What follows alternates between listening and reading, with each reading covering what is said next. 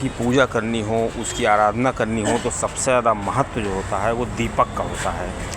अब दीपक जो भक्त होते हैं वो अपने हिसाब से दीपक जलाते हैं।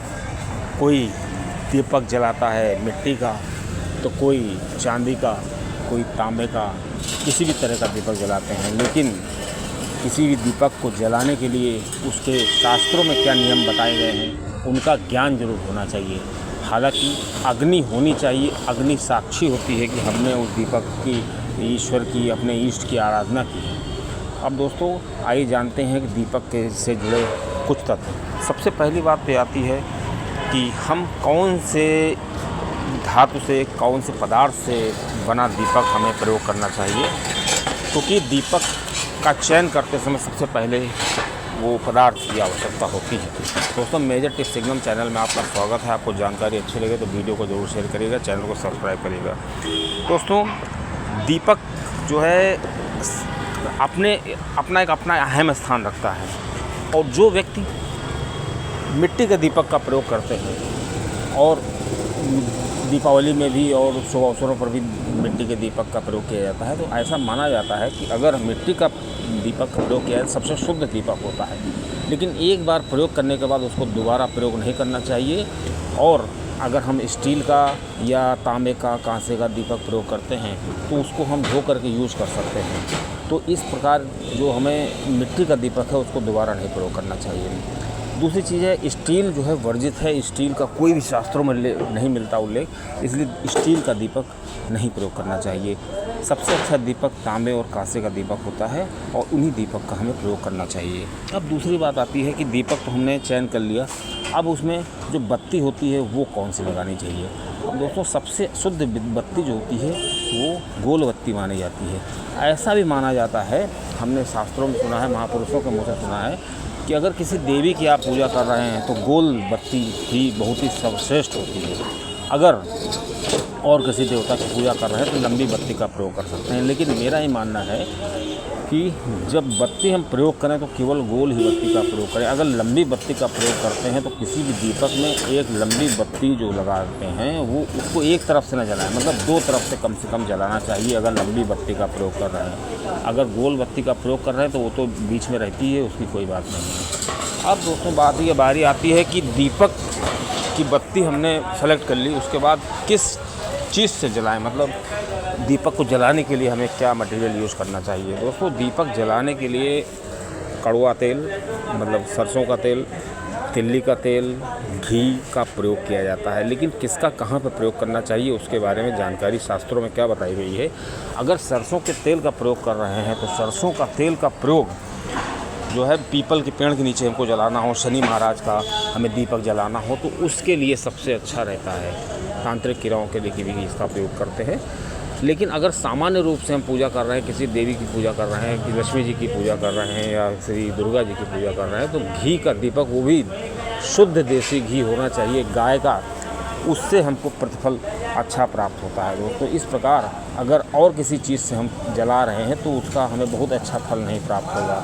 अगर तिल्ली के तेल का प्रयोग सबसे शुद्ध माना जाता है, तिल्ली का तेल, क्योंकि घी जो है शुद्ध नहीं मिलता है, इसलिए पूजा पाठ करते समय तिल्ली के तेल का प्रयोग सबसे उचित माना जाता है और इसी का प्रयोग करना चाहिए। कड़वे तेल और जो दीपक है उसका प्रयोग नहीं करना चाहिए। अब दोस्तों अब बारी आती है कि जब हम दीपक जलाते हैं तो दीपक जलाने के बाद हम किस तरफ रखें, कहाँ पर रखें। बहुत लोग क्या करते हैं, दीपक जलाते हैं और अपने इष्ट के सामने रख देते हैं। तो कभी भी दीपक जो है इष्ट के सामने नहीं रखना चाहिए। दीपक को अगर घी का दीपक है तो उसको इष्ट के दाहिनी तरफ रखते हैं तो ज़्यादा बेटर रहता है। और उस दीपक को जलने दें, उसको किसी भी तरह से वो बुझना नहीं चाहिए। अगर वो किसी भी प्रकार से बुझ जाता है, कोई भी कारण हो सकता है, तो ज़्यादा शुभ नहीं माना जाता है। और दीपक जब बुझ जाए, पूरा ठंडा हो जाए, तभी उसको साफ़ सुथरा करें और फिर उसको अपने यथास्थान पर रख दें। इस प्रकार दोस्तों दीपक से जुड़ी एक और जानकारी आपको दे दें कि दीपक जो है कहाँ पे जलाएं। मतलब दीपक जो है पूजा स्थल होता है वहाँ पे तो लोग जलाते ही हैं, लेकिन साथ में दीपक को हमें 3 दीपक जलाने चाहिए। एक तो मुख्य द्वार पर दीपक जलाना चाहिए किसी भी तरीके से, और दूसरा दीपक जो मुख्य द्वार पर जो दीपक जलाते हैं वो तेल का दीपक हो सकता है। दूसरा दीपक जो है हमको तुलसी जी पे जलाना चाहिए। बताते हैं कि श्री तुलसी जी पे जो भी दीपक जलाता है उसका जो जीवन होता है बहुत ही सरल हो जाता है, उसको किसी भी तरह की कोई भी जीवन में दिक्कत नहीं आती है, और श्री विष्णु जी उसकी रक्षा करते हैं। और तीसरा दीपक तो हम अपने पूजा स्थल पे जलाते ही हैं दोस्तों।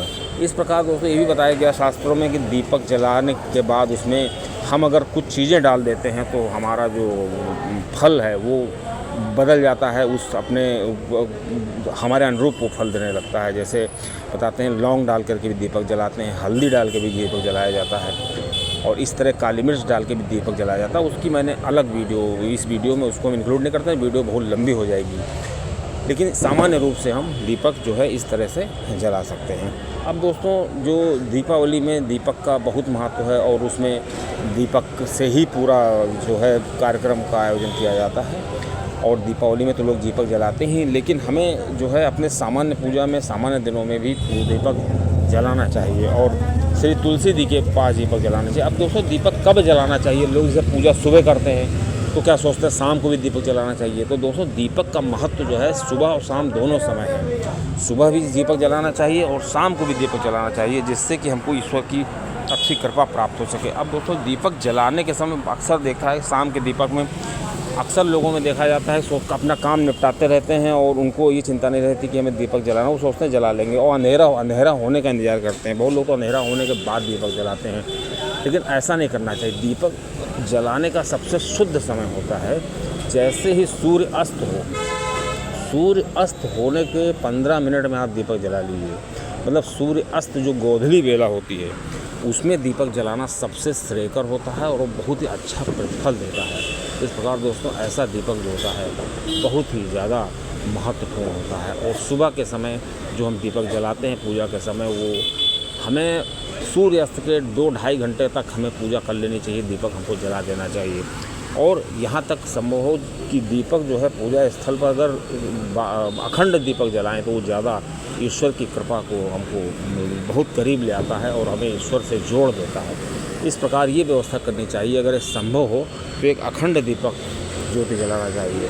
और दोस्तों दीपक का जो नियम है, हम जैसे बहुत लोग दीपक जलाते हैं, कुछ दिन जलाया फिर बंद कर देते हैं, ऐसा नहीं करना चाहिए। दीपक जलाना तभी शुरू करें जब सुनिश्चित कर लें कि हमें दीपक जो है हम हमेशा जला सकेंगे। और अपने घर के पूजा स्थल में अगर आप दीपक जलाते हैं तो कोशिश करिए कि कभी भी पूजा भले ना कर पाएँ लेकिन दीपक ज़रूर जलाइए। मतलब हम जब भी अपने इष्ट को जो कपड़े बदल के नहला करके, और जो भी आप तिलक उलक लगाते हैं और नहीं पूजा कर पा रहे हैं तो उनको भोग ज़रूर लगाइए, क्योंकि जो ईश्वर होते हैं वो इंतज़ार किया करते हैं, वो देखते हैं हमारी श्रद्धा कितनी है। अगर कोई ज़रूरी काम है तो केवल भोग लगा करके दीपक जला दीजिए, अगरबत्ती जला दीजिए, तो वो पूजा के बराबर ही फल प्राप्त करता है।